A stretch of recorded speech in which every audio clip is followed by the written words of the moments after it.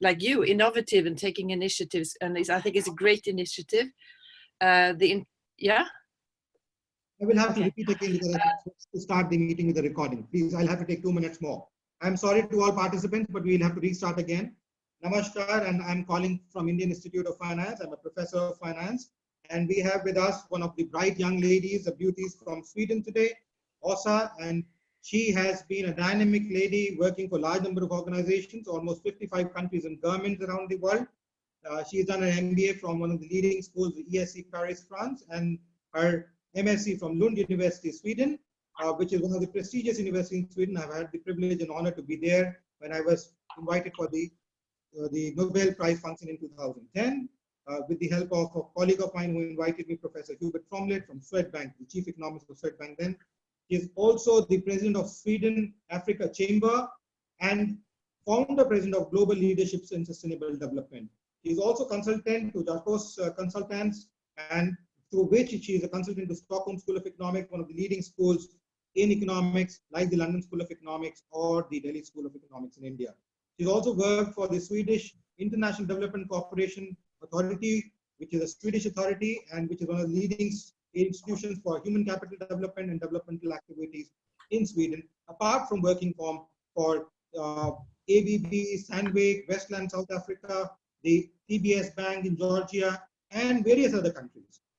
We are very happy that Åsa is with us, and we will hear from her today the perspective of life and growth, the essence of life and growth. As a disclaimer, we are observing Ministry of Home Affairs guidelines for conducting meetings, and we will be keeping everybody's videos off throughout this session. Åsa, over to you. As I requested, if you can outline what do you think of life and what is growth for you before you outline the essence of life and growth. Okay. Thank you, Aman. As I was saying, I'm very humbled by your introduction, and I'm very happy and pleased to be in this crowd together with you.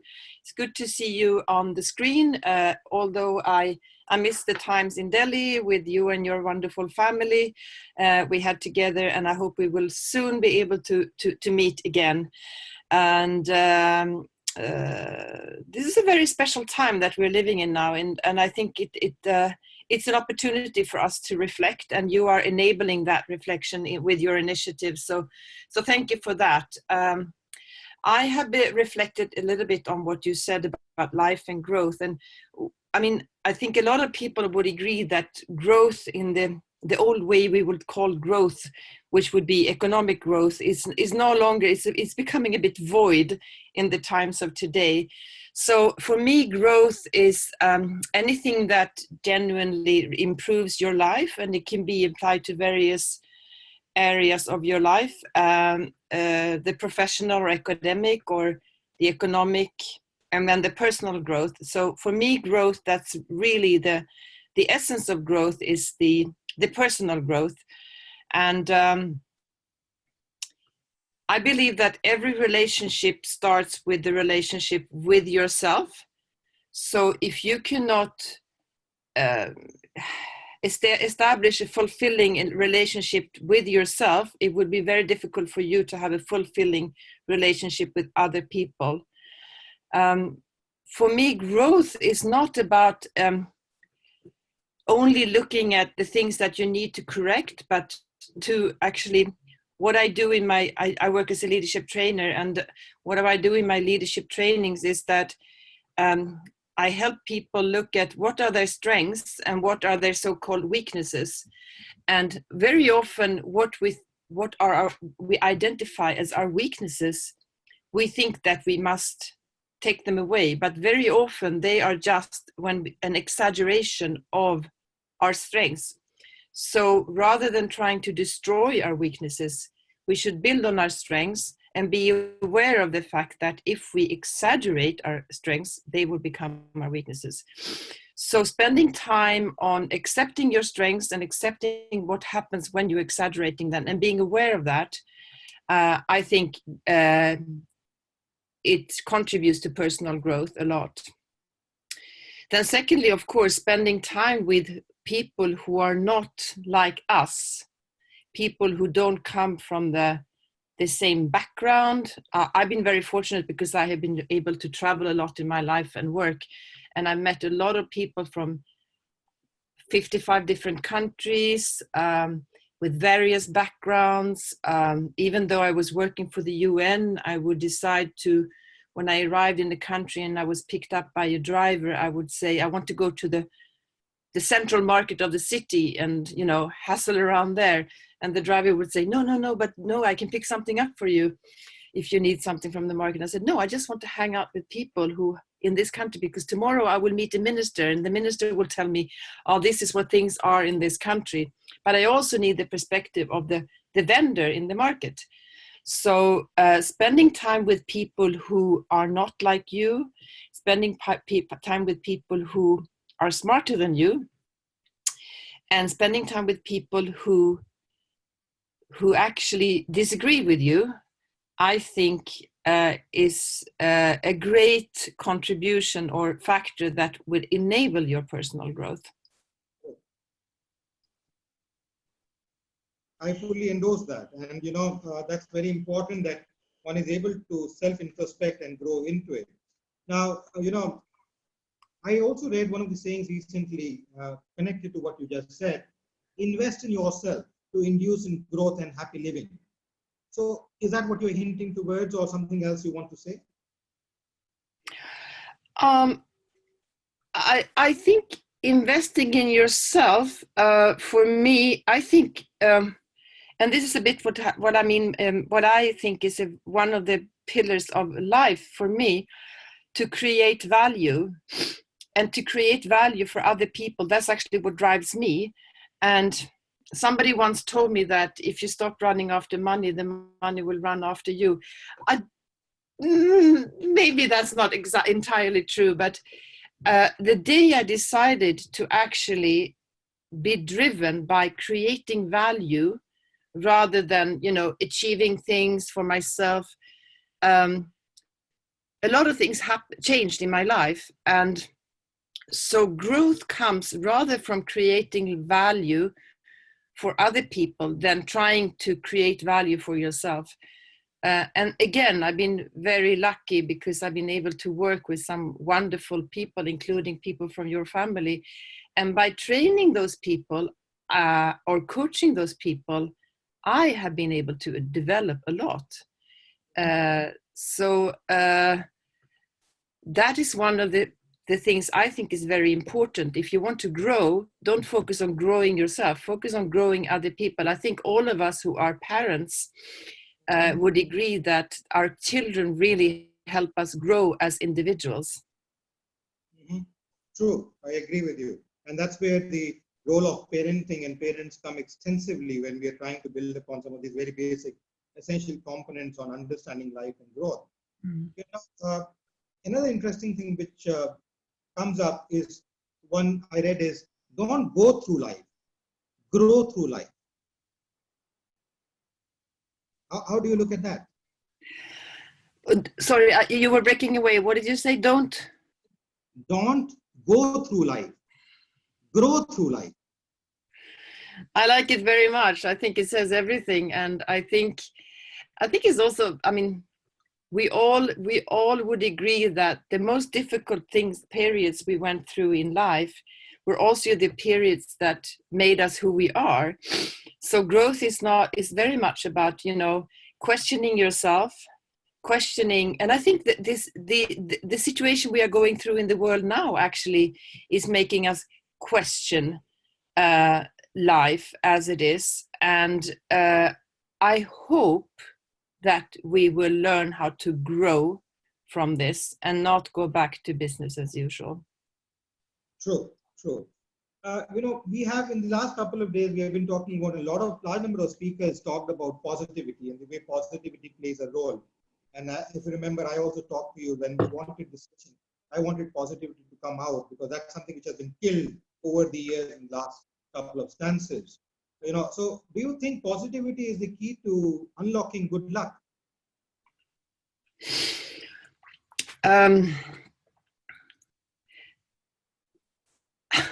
I mean, is that a yes or no question? Yes, I think that is the key to unlocking good luck. I think we don't, a lot of people have told me, oh, you're so lucky, you get to travel, you're so lucky. Actually, I did not grow up as a very lucky child or as a very happy child. I have created the luck I have. So you don't get lucky. You create your own luck by a positive attitude to people, by a positive attitude to challenges. And sometimes you fall and you bruise yourself and you get up again. And eventually you do get lucky. So yes, I fully agree with what you say about luck. You see, how do you see life and growth shaping up in the next 6 months to a year?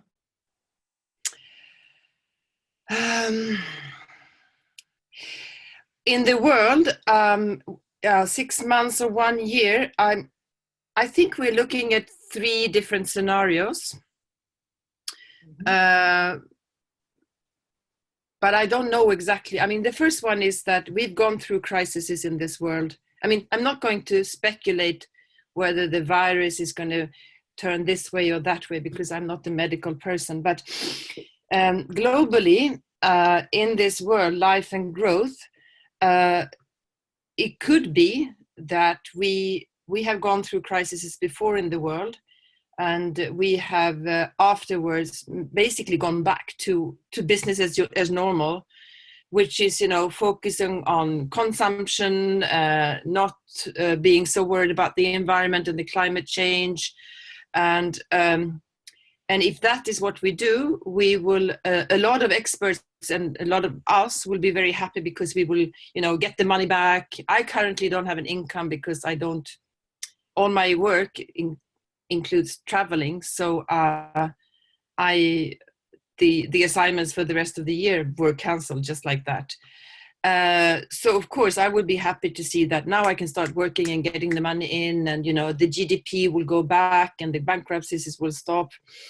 The drawback on that is that we haven't learned anything from this crisis, and we will still have the big threat of climate change.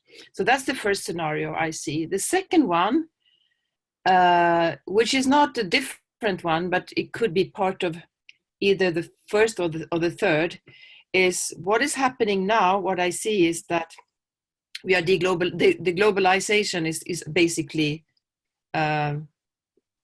it's the end of the globalization. We are becoming, we're locking down in each country. We cannot travel to each other's countries. We have to learn how to produce locally and not have the global value chains.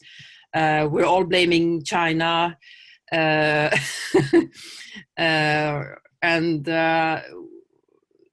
there could be good things coming out of that, of local production and so on. But there's also the nationalism and protectionism, which I don't think would be good for the world. So that's a factor that could be influencing our life. The third one which is the one I hope for, is that we actually do learn something from this, and that we reevaluate the values that we have been, building the world on in the last century, which has been a lot about money, not worrying so much about the environment, and that we actually learn from the good things that came out of this crisis, which is learning how to appreciate the small things, such as, which are really not the small thing, but the big things in life, such as love, relationships, compassion, Mother Earth, of which we only have one, actually. So I don't know which one will become true, but I think those are the 3 I see right now. I'm happy you touched upon environment. We have seen the environment blossom up, at least in India, with the way lockdown has come up. there has been the blossoming up of the environment, which is there. And we are seeing a lot of change. The animals are coming. Some people in articles have written reclaiming their territories and so on and so forth. But you have been a leadership coach, and you have extensively worked across sustainable development issues with the UN organizations and others. My question here is, how do we go about celebrating life? Come again? What is? How do we go about celebrating life? Celebrating life, okay. I mean, we are all here for a reason, right? And I think it's very important for us to remember that we are here for a reason. And that's the sort of the vision of life. And I believe that the meaning of life is actually to create that meaning of life, because we need to create that vision ourselves. It doesn't have to be the same vision throughout life. When we are little kids, we don't think about becoming mothers or fathers, but to actually every time, of every period of life, create what is my vision right now. So I grew up in a middle-class family, and I had my first job when I was 15. And that was in the summer holidays. All my friends were going to the beach, but I would actually work as a cleaner in a hotel. I would go and clean hotel rooms after people who had been staying in that hotel. And some of them had, what some hotel rooms, you don't know how some hotel rooms actually look when you come in there as a cleaning lady. And I got up really early and I worked the whole summer through. Now, why did I do that? It was not, to learn a different environment or anything. It was actually because I needed that money. I wanted to get out of Sweden and do 1 year in the US and stay with the host family. Now, why was that important to me? Well, I was coming from a dysfunctional family. My father was an alcoholic. My mother was mentally unstable. And I just needed to get out because I knew if I was depressed, but I still had that vision. If I change my environment, I can actually create my own luck.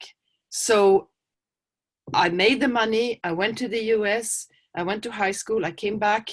By then, my parents were divorced.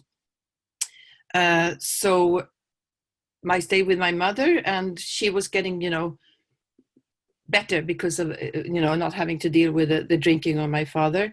Then I finished schooling. And as soon as I finished schooling, I went abroad. I did my MBA abroad. And only 10 years later, after my MBA, I came back to Sweden. By then I was married to a Swedish guy that I had met outside, and without approval of my parents, because I knew that I had to create my own luck. So my vision was to create my own life. Correct. And I'm a very happy person. I'm happily married. I have a child, and my parents just had to accept what I decided to do. Correct. No, it's amazing the way you have grown out, and I think that's where the leadership comes from in specific, and the way you are able to navigate through those narrow lanes and the tough waters and all. But then still my question remains, how do you celebrate life? How do you celebrate? I think by passing forward everything you get from life. And that's what I always say to people who for any reason would say thank you to me. And I say, don't say thank you to me, pass forward. And create value for others, because that is a celebration of life. So there's always someone that you can help, that you can encourage, that you can, in one way or the other, create value for that person. Even if it is about me choosing not to, we don't have lockdown in Sweden right now. Correct. We have trust and freedom under responsibility. Now, I have the choice whether I want to take risks, and I'm not worried about myself. I'm worried about the society. I'm worried about the elderly, the vulnerable groups. So I have a choice whether I want to take the risk of spreading the virus or not. Now, I celebrate life by not taking that risk. Right. Does that answer your question? No, it does. The first word did. The passage of forward is, I think, it's important, which is there. You know, we have been talking about life. You have grown through difficult times. Part of your story seemed to be a routine story in large number of countries, including India. You know, when you talk about your father and your mother and the way difficult times have gone through, although not many families in India go through the divorce system, but then many of the families do go through hardships which are there. And let me tell you, I have seen hardships for both men and women, not only for women in this country, but even for men, which go through hardships as well. But you know, important thing is, as you said, is to celebrate the way you swam it through. So, do you think, you know, you have gone through the difficult times of earning money, working in a hotel, earning your livelihood, taking it forward? So, do you think life is all about money and power, or is something more to it? Why should it be about money and power? No, it's about vision and value creation and love and growth. Sometimes money may be needed for achieving something important, like it was for me when I needed to get out. But money, I mean, for instance, in Sweden, we don't have rich people and poor people. And paying very high, we pay very high taxes. And if you make money, you pay high taxes. If you don't make money, you get money. And so we basically have an okay life, all of us. And I have been to countries that have completely different way of thinking about this, where some people are very, very rich and some people are very, very poor. And there's so many things coming, whether I was in one group or the other, I think there's so many things coming out of having a society, I'm sorry to say, but a society where, for instance, my daughter, she can go running outside any time of the day. And she's been doing that since she was 10 years old. And I know that nothing will happen to her. And for me to knowing that I can, you know, interact with people from different backgrounds and still learn from those people, because I'm not at risk, because I don't have money that they need from me. And this I thought was quite difficult when I was living in some of the countries that have very high inequality, income inequality, that you only relate to people who are just like you. So you never grow as a person because you just sit there and confirm each other's worlds. So no, I would not agree that life is about money and power.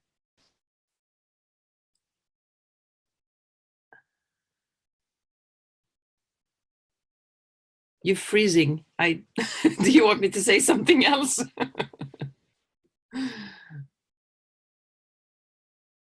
Aman, I don't hear you.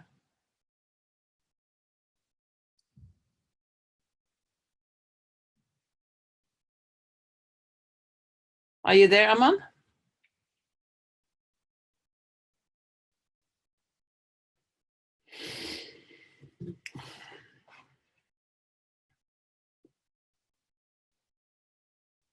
Let me see if I don't know if you hear me. Let me see if I can fix the internet.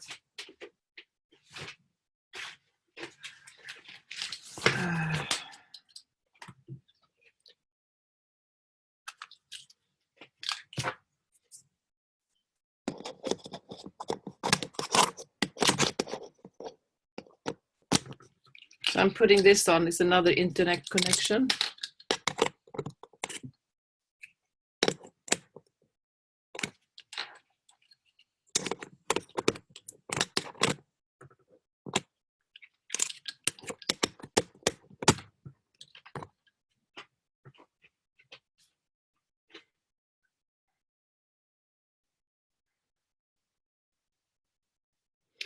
Okay, I'm getting a message from Aman here that his power has been cut.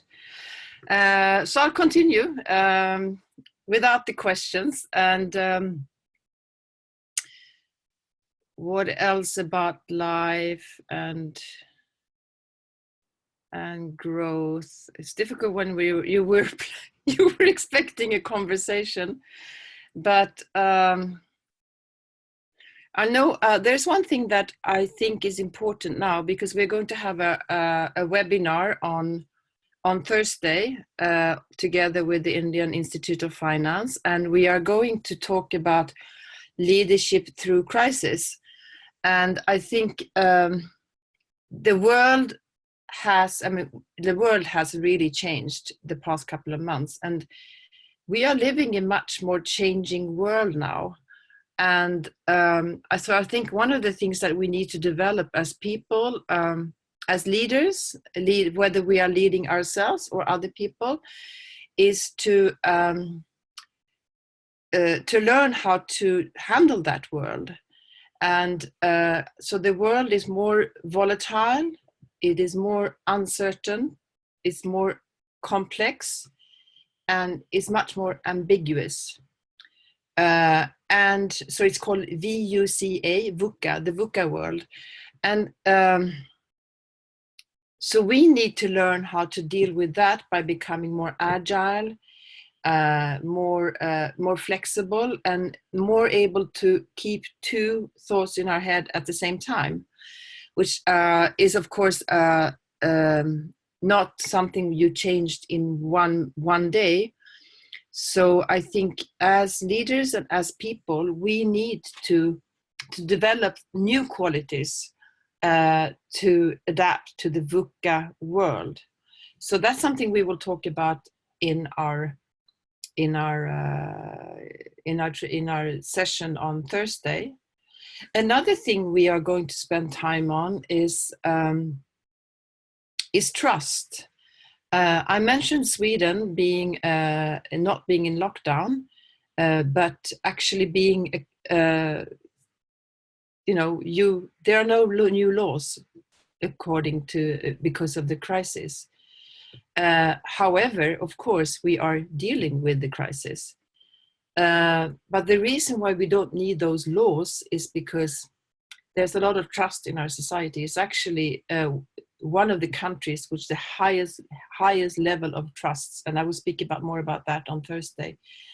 So the reason why we can have this in Sweden is that we trust the politicians. We believe in democracy, and we trust the politicians. The politicians trust the experts, so they don't try to get political points through this crisis by passing new laws or anything. And the politicians trust us as people, as citizens, that we will be responsible. So they say, please be careful, please be distanced from other people, please don't go to the supermarket between 7 and 8 because that's when the vulnerable groups should go there. Please don't travel to other parts of the country. Please don't have crowds that are bigger than 50 people. And we listen to that. There are a few exceptions, but generally we do what is recommended. And I believe that is a much more sustainable solution for us, because life has not changed a lot for us. It has changed, of course, very few people go to restaurants because we know that is increasing the risk to spread the virus. And therefore, the restaurants are, there are some restaurants that are going bankruptcy and so on. But I'm sure that's happening in a lot of countries. So trust is very important when you want to take an organization through a crisis. Trust is very important if you want people to be innovative in a country or in an organization. Because if you as a leader, and this is the question I get very often by leaders, is how do I make people in my organization become more innovative? And what I say is that you have to create trust. You cannot just say to people, oh, be innovative, you can make mistakes. If they don't trust that if they don't feel safe, they will not make mistakes. They will not be innovative, because you cannot be innovative without making mistakes. So as a leader, you then need to make them feel safe that they can make mistakes and learn from the mistakes. And the best thing to do that is actually by making mistakes yourself. Because if you say, oh, but you can make mistakes, and you don't make any mistakes yourself, you try to be Mr. Perfect, then people will, of course, copy you because you are the leader. People are like, look at your children. If you say, oh, it's not good to eat sweets on a weekday, and you do it, they will do what you do.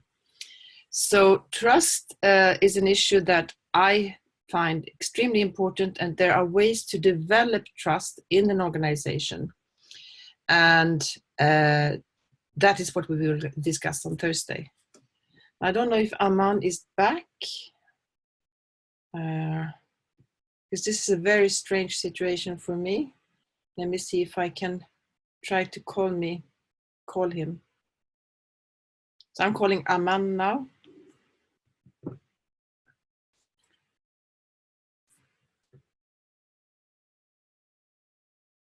Hello, Åsa, can you hear me? I hear you. Very good. I'm sorry, there is a temporary disconnect of internet because of the light fluctuation. Yeah. So I will speak to you for a few seconds on this while I try to reconnect into the room. Yeah. I think actually. Okay, so the next question which I was asking was. Yes. What can governments do globally? Happy living. Come again with the question. What can government do? What can governments do globally to ensure smooth induction of growth and happiness? You know, we live in volatile times, difficult times. Okay.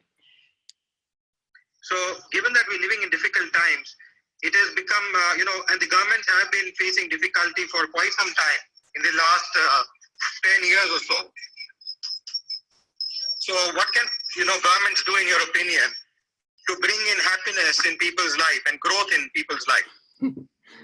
Okay. We actually, while we missed you, I spoke a bit about trust. And I don't believe that government can make you happy or grow. And I don't think that is the role of government. I think the role of government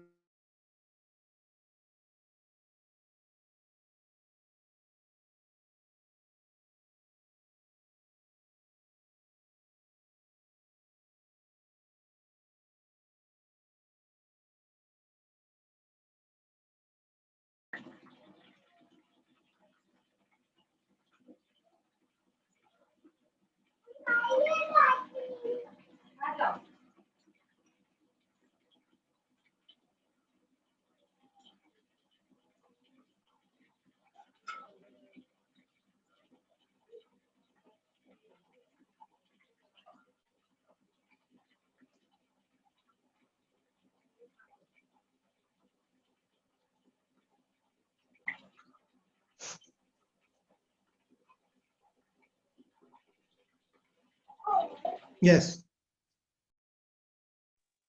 So I agree with you. Are you able to hear me now? Åsa? Just a second, Åsa.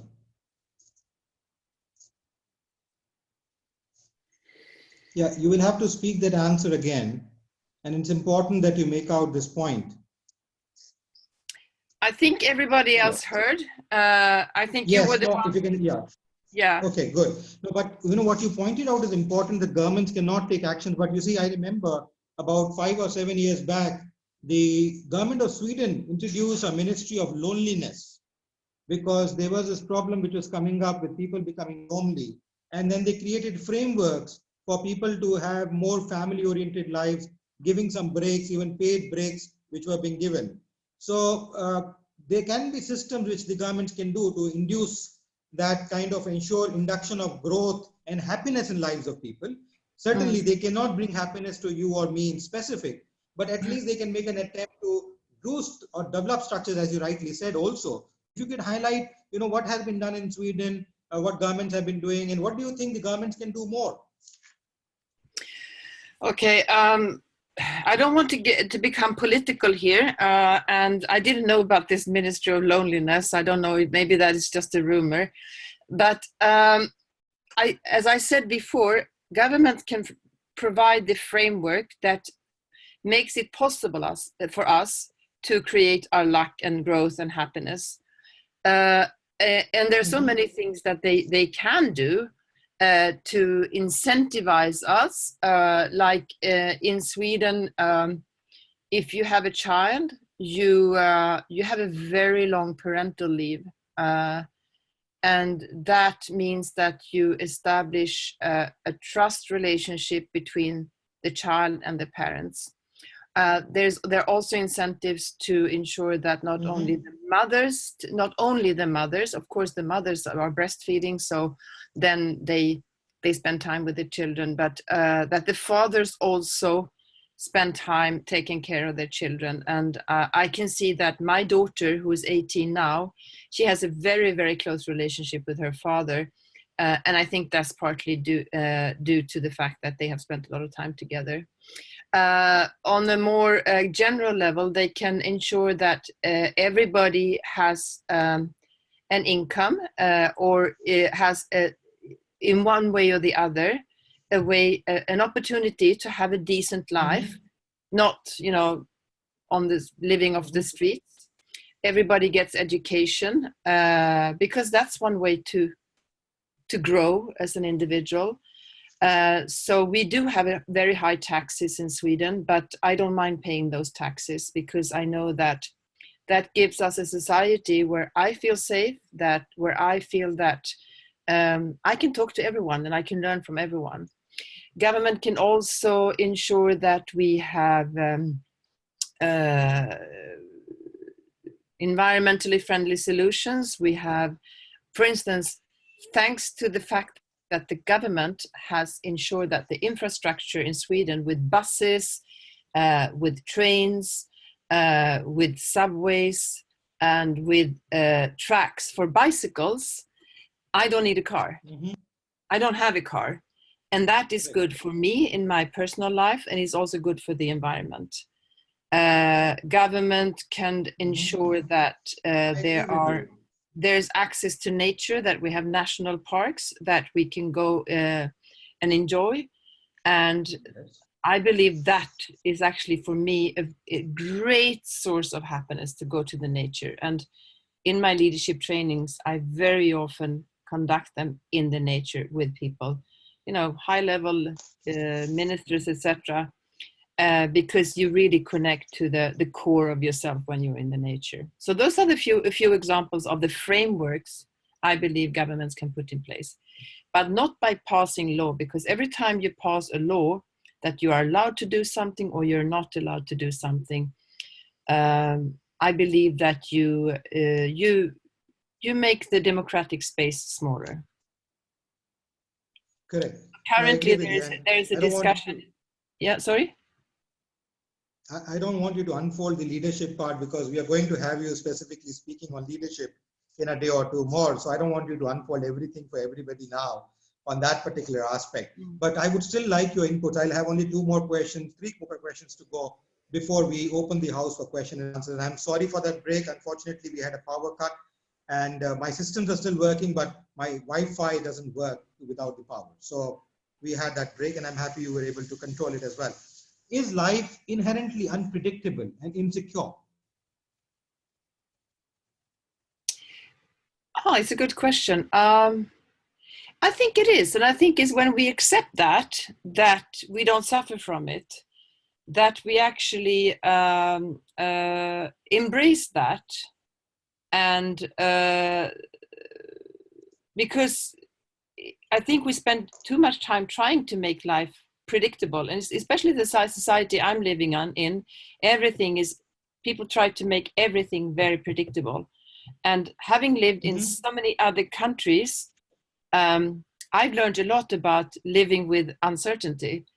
And I think it is actually a country like Zimbabwe, where I lived for 3 years, in that country today, You wake up in the morning, you have no idea if you're going to have electricity, you have no idea if there's going to be gas for your car, you have no idea if there's a local currency, you basically start from scratch.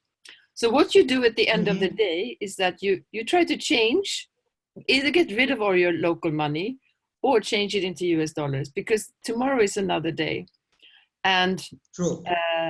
Yeah, so that's my answer to that. And I think Sweden could learn more about that. Coming back to Sweden after living abroad for many, many years, I found it a bit stressful that if you called a friend and said, can we meet? They will say, oh, let me get my agenda up, and oh, maybe in 3 weeks. And for me, that is too much planning, basically. Correct. So no, it's a very interesting example you gave of Zimbabwe. Part of India, a large number of developing countries suffer from this particular power breaks and the uncertainty which you just outlined. But when you even lived there and you knew about this uncertainty, how did you try to induce certainty in uncertainty? I think you have to make that in yourself. Correct. Now, as a person, I'm very extrovert. I mean, it also depends on the personality. And I live with two people who are actually introverts and who like planning more than I do. I thrive in uncertainty. So for me, it was not really a big problem, but certainty could be the little routines, like in the morning, you get up and do your yoga practice. The things that you can control. And I think that one of the key things that I learned actually from my father, because he went through some rehabilitation, it was about give me the serenity to accept the things I cannot change. What is it? To change the power to change the things I can, and the wisdom to know the difference. And I think that's very important. Is this something I can change? Then I would try to do something. If it's something I cannot change, I may as well embrace it and just go with the flow. Beautiful.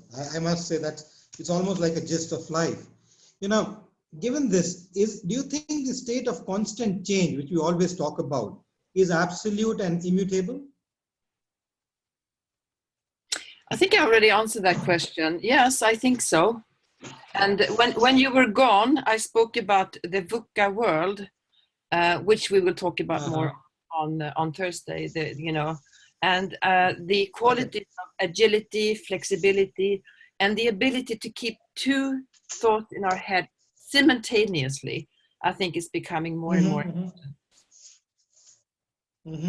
No, very correct. Now, my last question to you before I open the house to audience. I have seen about 4 or 5 hands. I'll bring them one by one. I'll begin with Dr. Namita Sahay, and then I'll go to the others. Dr. Namita Sahay, then Dr. Chandra Yadav, and then Yogeshendra Bhatt is what I'll go with. But my last question is, what's your advice to the youth and the students going forward? Okay. Well, the youth, my daughter is 18, so I think it's quite easy. And even when she was quite young and she was frustrated by things, for me, it was important. I'm sorry to say, but I have to cite Mahatma Gandhi, I have so many quotes from him, but one that I think you all know is be the change you want to see in the world. So never become a victim of things that are happening in you. If you want to see a change, you be that change. I think that is most important. Be yourself, be true to yourself, and be true to your values. We never had any rules when we raised our child here. We only passed on values to her. And we never told her that you have to go to bed at that time or you can't eat that. And we were lucky because she is who she is, but also if you have the possibility to lead through values, you will actually get all the inspiration and all the energy from those values, because we are all driven by our values. So enabling people to find their own values and have that foundation to always revert to, I think is a key thing. And that is my advice to the youth, is find your values and live by your values, because that you will not get lost if you live by your values. Then of course the things that I do myself, hang out with people who are different from yourself, because that's how you grow as an individual. Yes, very important. Yes. And take the risks. If you don't fall down, coming back to certainty, I love skiing, and I taught my daughter how to ski when she was only 3 years old, and she kept falling and falling and falling, and she said, "Oh, what should I do?" And I said, "You should keep falling, because that's how you learn. If you don't fall, you don't learn." And even if it was just to annoy me, she learned how to ski. And actually, one day I fell on the ice outside the house because it was very slippery. And she said, "Mommy, now you have learned how to fall on ice. You have also learned something." But it is not dangerous to make mistakes. It's actually important in order to learn something. I think Dr. Namita, we'll now go to open house this session. I will request everybody to raise hands, whoever is around here. And we'll go one by one. Dr. Amita Sahay seems to have left the room. Maybe she's also had a power problem or something like that. So we will go to Dr. Manoj Agarwal. He's an editor of a magazine. I'll just unmute him so that he can ask his question. Dr. Manoj Agarwal, if you could ask your question, please. And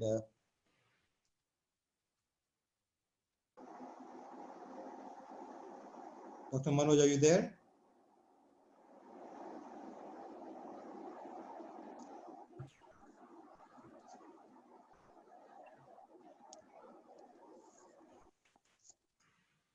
I think there's an issue with the microphone. I cannot hear anything. Yes, it seems so.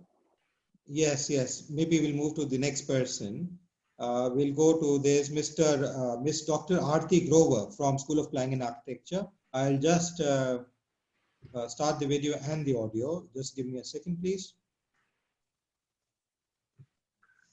Aarti, if you can ask your question, please. Hello, Aura. How are you doing? Hello, Aura. Can you hear me? Yes, we can hear you. Please go ahead. All right. Before asking my question, I'll actually, present my appreciation to the way you've grown up and the way where you led your life. And I'm really, really excited to know more about you. So I'll connect through, of course, Professor Raman, a little more with you later. But my question right now, since, I'm an architect, I'm trained as a landscape architect, my query about I've read through your profile, which Professor Raman has passed on to all the participants. That was a long newspaper, like a profile, and I was really impressed on reading one by one. How many accomplishments do you have to your credit? I'm really, really indebted to be in this one, especially where I'm getting to interact with you. So my question is, could you briefly explain about your work in sustainable development? That is one of the points which is written in your profiles. So I would be excited to know about what you've done in this regard in the field of sustainable development, and in which countries have you worked on that? Okay. Thank you. Thank you. Thank you for the kind words. You know about CVs. I mean, they're just, listing things. So the thing I'm the most proud of is actually the ski race I completed in March, and the fact that I'm a mother of a girl of 18 who is doing well, who is happy, who is sporty, and who is, driven by her values. But anyway, so having lived and worked in so many countries, I noticed that there is still a tendency to look at the world as north and south. And I worked a lot with private companies and leaders from private companies. And you're making some noise, Aman. Can you turn off your microphone? Yeah, sorry. And the Global Leadership for Sustainable Development is an initiative I started about 5 years ago.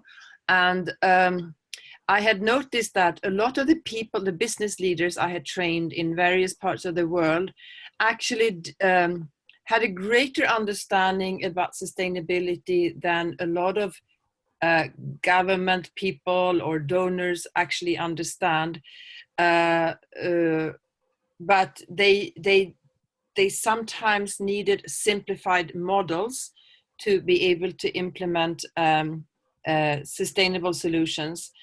I think that the SDGs, the Sustainable Development Goals, are, it's a nice framework, but we must admit that it has been developed in UN conference rooms. I have worked in those UN conference rooms, and I know that they are extremely theoretical, and they are very sort of centered from the perspective of the UN or the governments.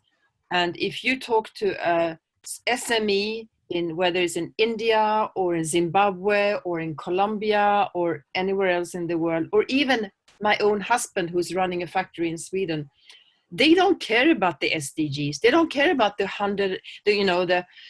17 goals and the 163 indicators, and they don't have the money to hire a consultant who will show them exactly how to implement those 163 indicators. They need simplified models in how to ensure that while making money, taking care of some of the sustainability challenges in their society,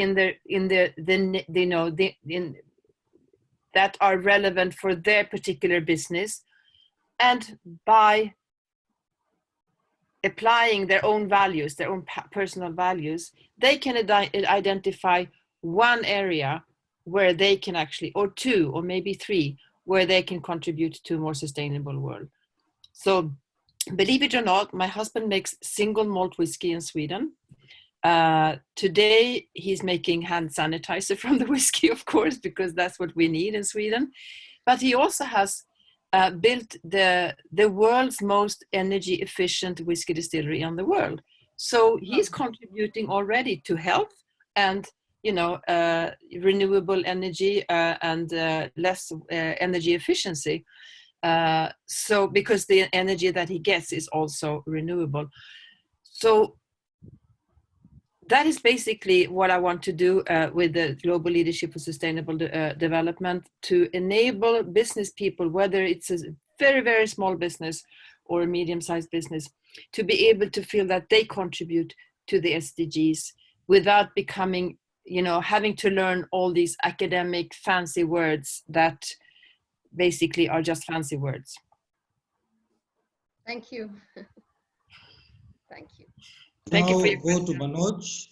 Manoj is here. Manoj, if you can ask your question. And then after that, I will go to Dr. Adhikam, who is Rector of a university, a very prominent university, and been a Vice Minister of his country in Uzbekistan, and then to Ashok Laha. Manoj, if you can kindly unmute yourself and if you can ask a question, please. Let me see, I'll just send you just again.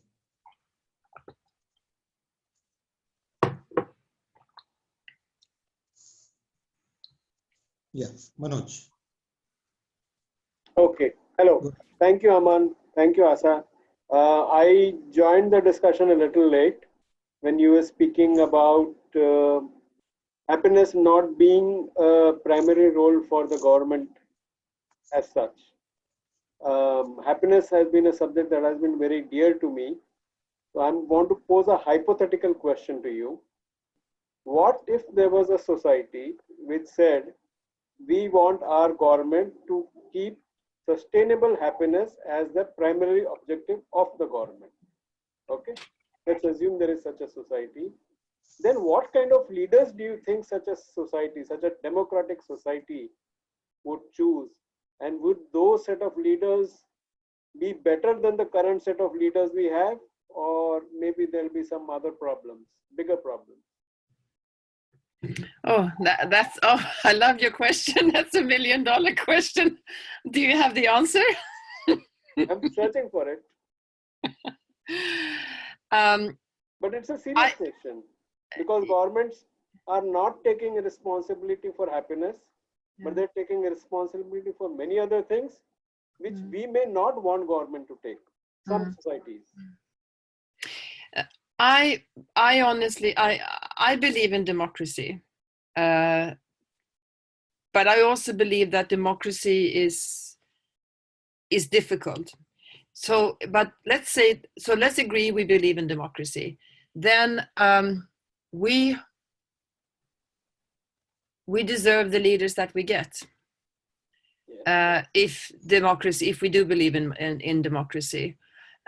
So our leaders will be an exaggeration of the people that elect the leaders.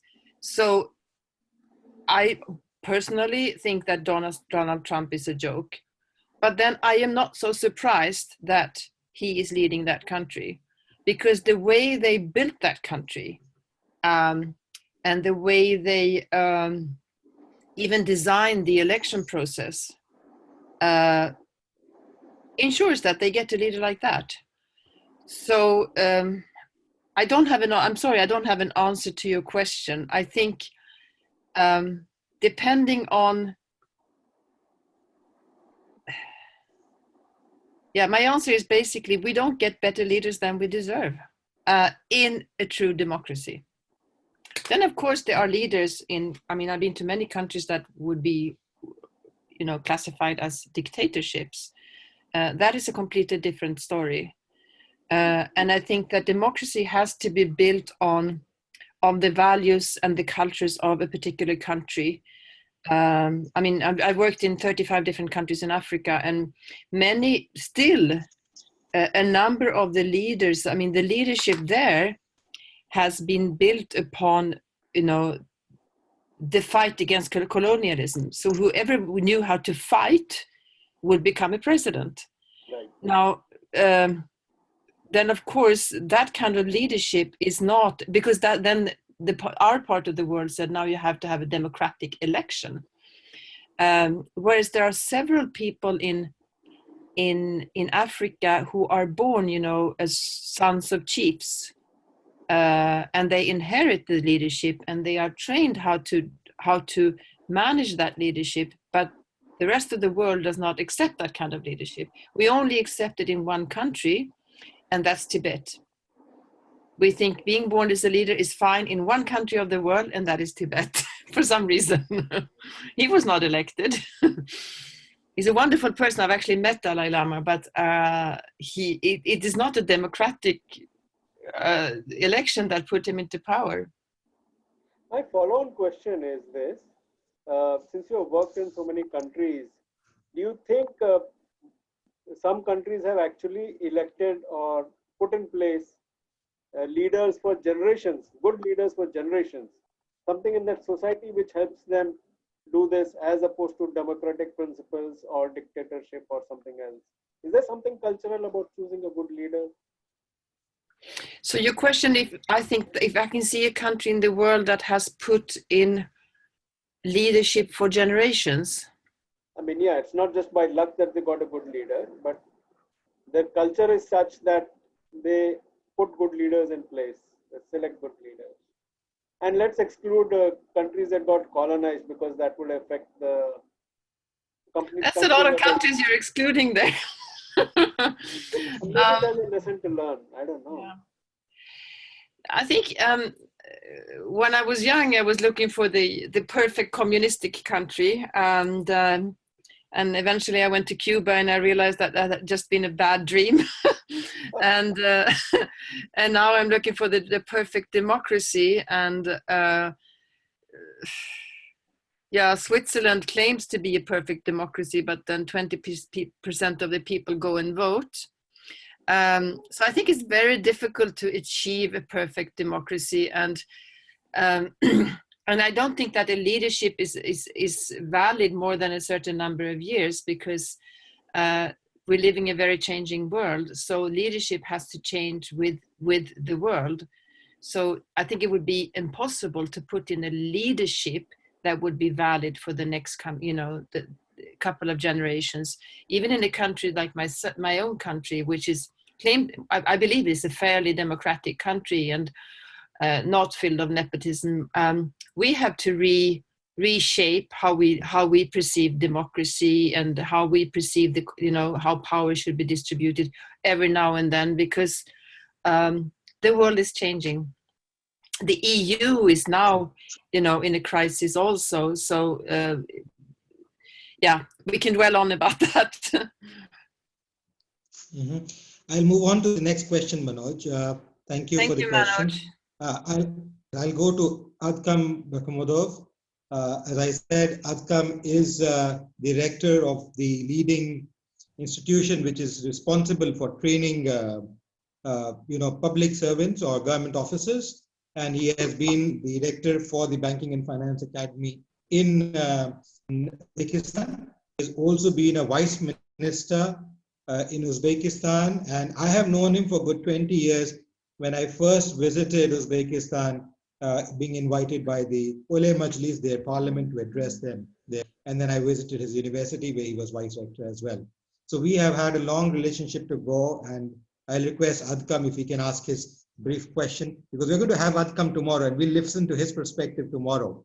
But I would like if he can bring in the perspective of what I have known him. He's a poetic, he's very cultural, he's very much like Indian family. I've met his family members, I've known his family.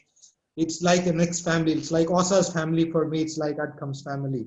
And in fact, I would love if you can put forward this question. Adkam, please go ahead. So, Aman, I would like to thank you for inviting me to these webinars. So, actually, I don't have any question for now. I would like just thank Åsa for a very interesting interview. Especially, it's very interesting for me because she from Sweden, and I'm very ice hockey lover. I still remember United States and Soviet Union hockey team rounds, if you remember.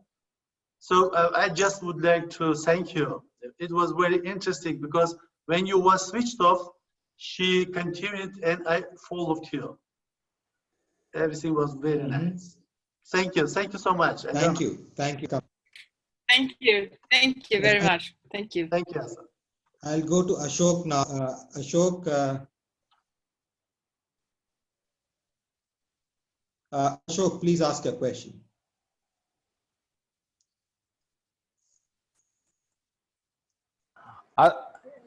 Yeah, I can hear you. Yes, go ahead. Okay. Yes. Åsa, thank you very much for your wonderful presentation. I grew up in most of my life in the US.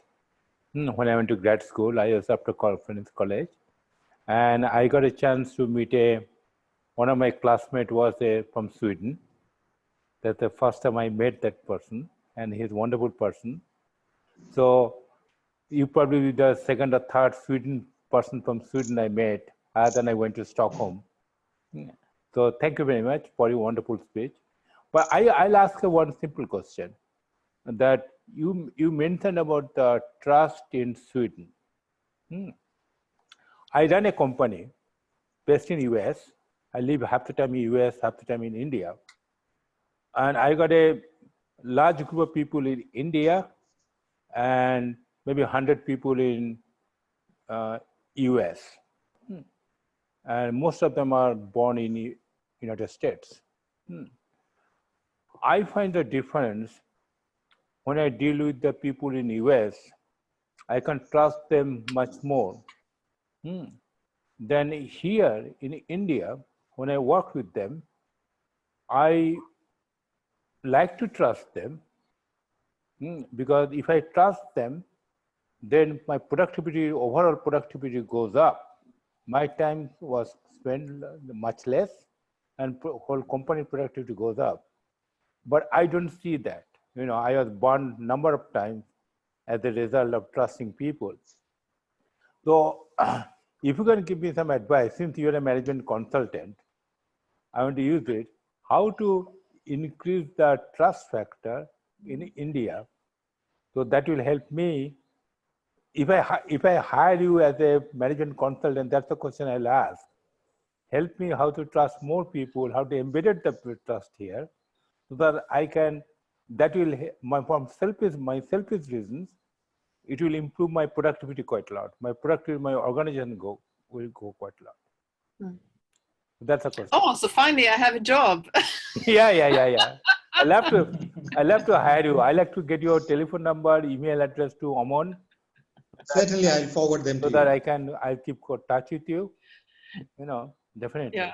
But that's one of those most important questions, top 5 things I want. No, I understand it, and I can actually relate to that, having worked in many different countries. Not particularly your experience with the US and in India, but if you attend this session on Thursday, I will give you a few examples of trust level in various countries. And if Sweden is here, the US is here, and India is here. So yes, there is a lower trust level in India, and there are ways to go around it. And I'm not going to start lecturing about that, but definitely you would need to accept that building trust takes time. And it is also about the hierarchy. I mean, how you look at hierarchy and the hierarchy distance in the country. And yeah, well, let's talk more about that on Thursday. And then, of course, Aman can give me my details. Certainly. In any case, I'll pass on the details to Ashok and those I know who would like. I'll go to the last 2 questions because we already started over time and I had got disconnected in between. But I'll go to Junzo and then I'll go to Namita to is back. So I'll go to Namita to actually come up. If I can now unmute Junzo, and if Junzo can ask his question. Junzo. Okay.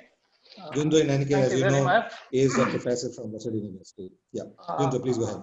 Miss Jarskog, it is correct, the pronoun, your name?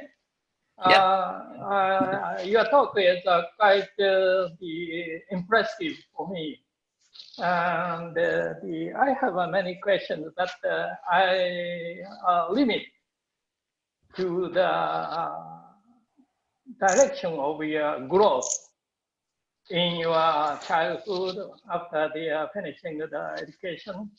So you told personal growth, or personal or institute growth, or the creating value, personal value, or creating organization value.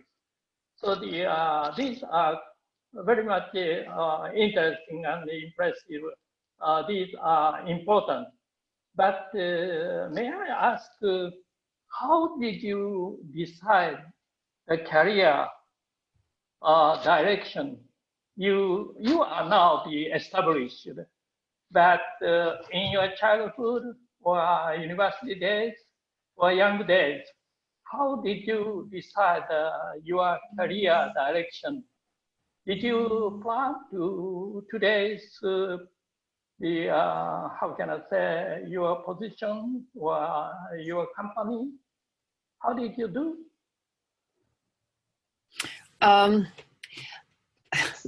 That's actually a very good question. I haven't really, so I'm reflecting while I'm speaking now, but I think, first of all, my father was a journalist, my mother was a social worker, so that was not at all my goal to become what I have become. And I have a brother who is a psychologist and a sister who was working with marketing. So we are completely different in that sense. And actually, I told you a little bit about my childhood, but also the fact that we were 3 children and there were so many issues, and my mother was working full time. She was also starting a women's lib organization. This was in the 50s, 60s in Sweden, and she created a world where I could grow up as a girl, knowing that I have all the same rights as boys. But she was never home, so I had to. We don't have maids in Sweden. I mean, that's not how our society is structured. So there was no housekeeper and nobody to take care of me. And so I would go, my mother was paying a family so I can go and spend time with them. Now, this family was coming from Syria. And there was, they were actually from Lebanon, sorry. They were Assyrians, Christians from Lebanon. So they would actually be the first group of immigrants in Sweden. And we lived in a city which was the city that had the most immigrants in Sweden. And so there was an integration problem between the Assyrians and the Swedish people. And I spent all my free time with that family. And there was no problem in that family. It was a wonderful family, full of love. I mean, they were poor, but they had, you know, there was always a smell of something that had been cooking in the kitchen, and there were all these generations living together. There were no problems with alcohol, you know, it was just great. And I learned so much, and I enjoyed being with that family. And in school, my friends were saying, "Oh, why are you spending time with those people? You know, they are the blackies or whatever." And I just knew that, you know, if you say anything bad to me, these people will protect me, because people will also fear these boys, you know, who were coming from that Massi family was their name. So very early, I learned how to appreciate learning from other cultures. So I knew that in one way or the other, I will do an international career. Having finished high school, I actually started working in tourism, because I did not have my degree yet. So I worked in tourism for a couple of years, and I took Swedish tourists to other countries. And that was also very, very learning experience, because you had to deal with people of all sorts, and they were making you trouble here and there. But I realized that I wanted to create bigger impact. I wanted to create greater value. And in order to do that, I needed to get a degree. So that's when I signed up for the degree in international business and administration and economics, because then I could actually work on a different level, creating value in people's lives. And it didn't take me long to realize that I wanted to work in countries like in Africa and Asia, where, you know, the things were completely different from mine. And why did I decide? I think it was, you know, several events following one or the other. Now that I look back, it wasn't planned from the beginning. One thing led to the other. And I've always been quite ambitious and wanting, you know, if I set my things on doing something, I do it. Okay, may I ask the next question? Thank you very much. So you decided direction, but what is the most influential things or event in your decision? Not the one thing all the life. What is most influential in your life to decide something? For example, this direction. Can you please specify your question? I didn't really get what the question is. What was that made you decide? What was the key element which made you decide to go towards this profession? For example, your gender or race or family or education. What makes you decide? Most important factor, things or events? Nothing is there. I think there were several things. I think it's difficult to pinpoint one, because it's also about taking the opportunity when it's there. I was in the US, as I told you, 1 year in high school in the US, and I met a lot of, because I went with an international organization. I remember I was only 15, and this was, you know, in the 1979, 1980. I'm actually not a girl any longer. I'm 55 years old.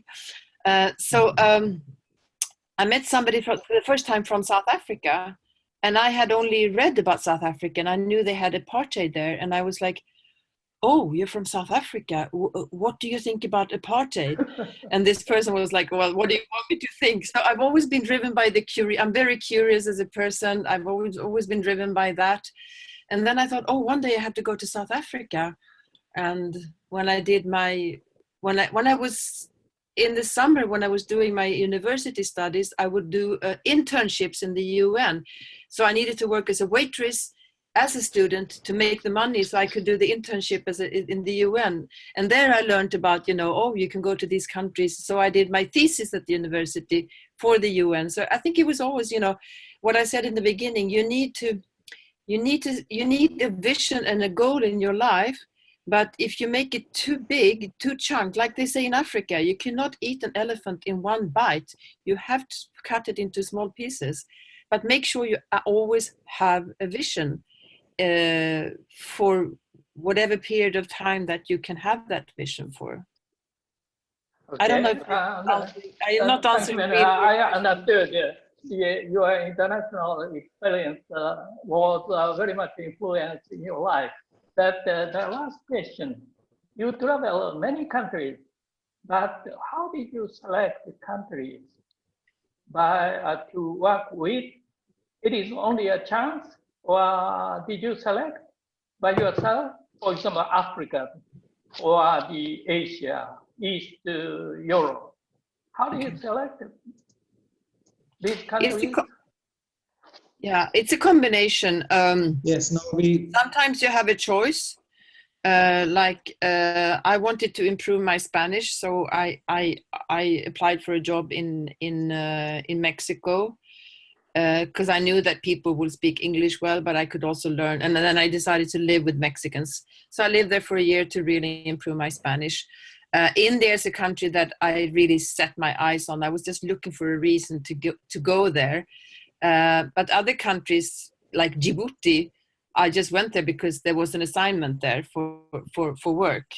So it's a combination of, opportunities and the eagerness to go and learn from a country. India definitely was one of those countries I wanted to learn, and I'm not done with India for sure. Okay, thank you very much. Thank you. I'm very happy. Thank you. Thank you. Nice talking. I'll request Dr. Namita Sai to ask the last question because we already overstepped our time today. Dr. Namita Sai. She's from MIT University. She's head of the department and also heading banking and the finance division. She's a professor of finance there. Namita, please go ahead. Thank you, Aman. Thank you, Professor Aman. Hi, Åsa. How are you? Hi, Namita. Good to see you again. Yeah, good to see you and hear you once again. And, we also had the privilege of listening to you in Amity. Thanks to Dr. Yamini for connecting us. And today I was just hearing, and I just missed a part of your session.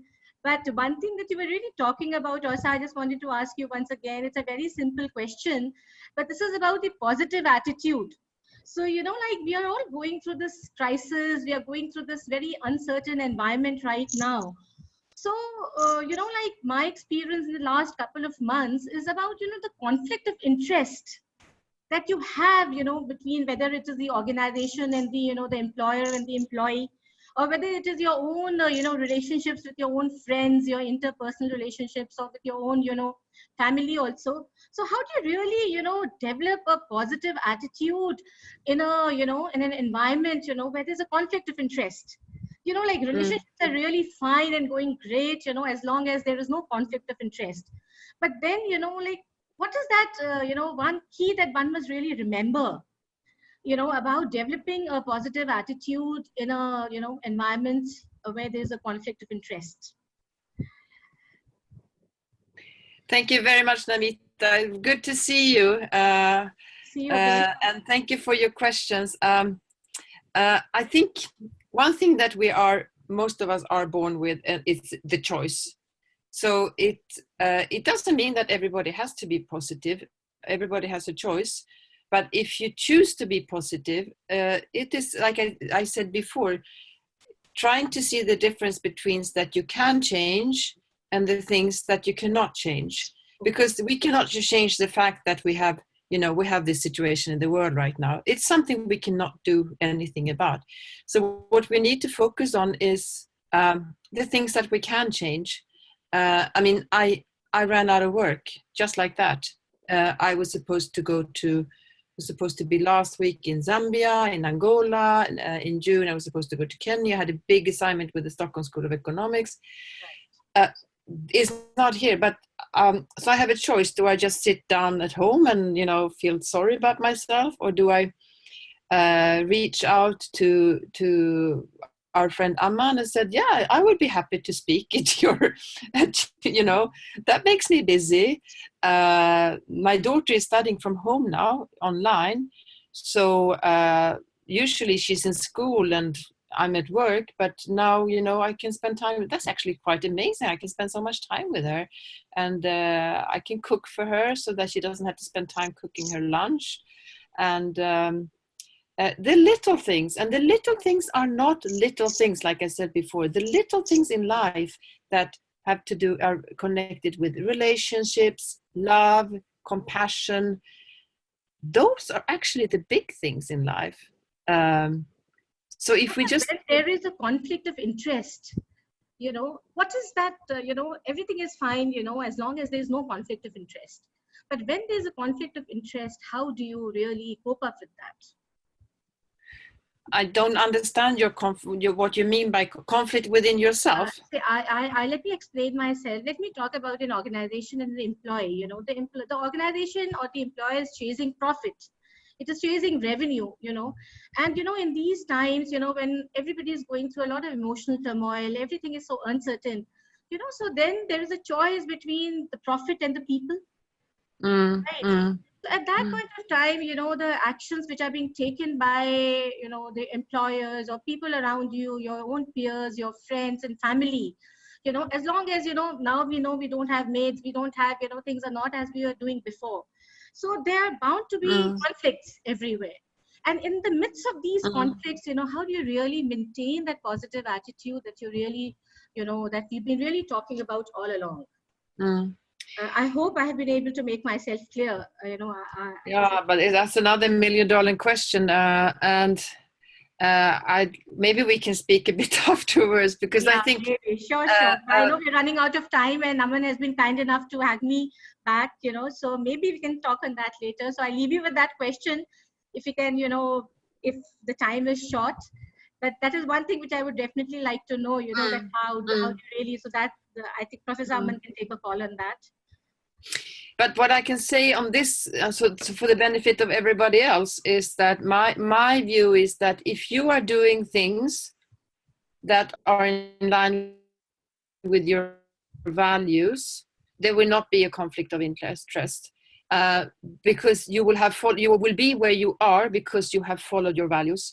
If you have not followed your values, you may end up in places where you find yourself with a conflict of interest. I don't know if I just want to stay on the general side for the time. Thank you, Åsa. Thank you so much. Thank you once again to, Thank you. Thank you. Good to see you.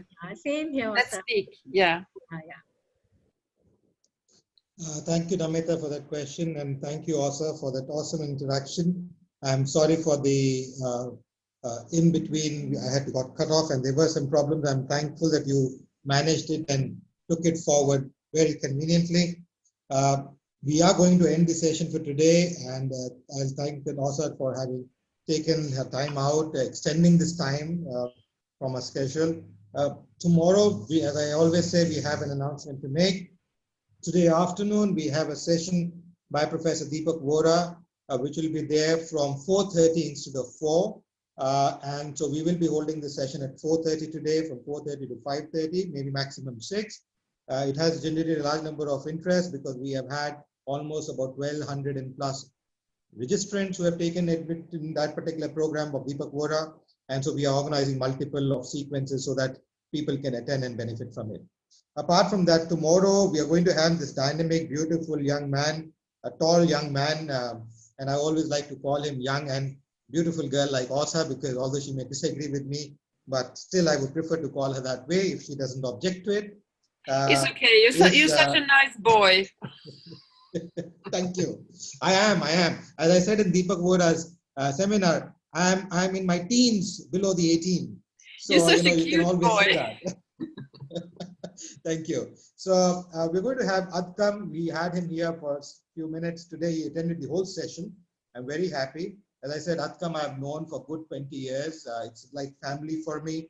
He's in Uzbekistan. He's always taken care of me. He's taken me to places, exotic places in Tashkent to have vegetarian food, which is difficult to find, as a matter of fact, when you come to a country which only eats meat. but he has got me vegetarian food and very tasty vegetarian food, exotic places, as I said.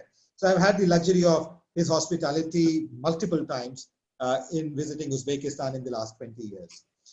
He has been, in any case, rector of university. He was rector of Banking Finance Academy. He's on our editorial board of Finance India. We have, it's an honor for us to have him as an editorial board member. As of today, he's heading an institution which is under the president of Uzbekistan, which is like the civil services organization which trains and develops the government officials for the government, and which is the largest organization. We have similar something called the Indian Institute of Public Administration in India. In Russia, there is a Northwest Academy of Public Administration and other academies of public administration. Most countries have these public administration academies, and he's one of them. He's a leading scholar in banking, finance, and various areas. And tomorrow there has been an unfortunate incident in Uzbekistan of a dam being broken, and he was telling me about 70,000 people had to be moved. Fortunately, no human life lost, but 70,000 people have to be moved, and he has been made responsible by the president of Uzbekistan to monitor that. So, but he is still agreed to be with us tomorrow, and I'm very happy that he has agreed to be with us tomorrow for an hour or so. So we'll have him tomorrow, and then we'll have tomorrow afternoon between 2 to 3 a technical session by Professor Saurabh Agarwal on A to Z of technical analysis. So these are things which are there for today and tomorrow, and here hence we'll have more. We'll hear Åsa again in a leadership summit, which will be there on the 7th afternoon from 4 to 5:30. So all those who have been charmed by this young girl, as I say, should all come back to listen to her on a more concrete topic which she had lived her life through, of leadership through uncertain times. That will be on the 7th afternoon. Okay, thank you, Åsa. Namaskar, and I'll be ending. Thank you for the time. Thank you very much. Thank you. Thank you.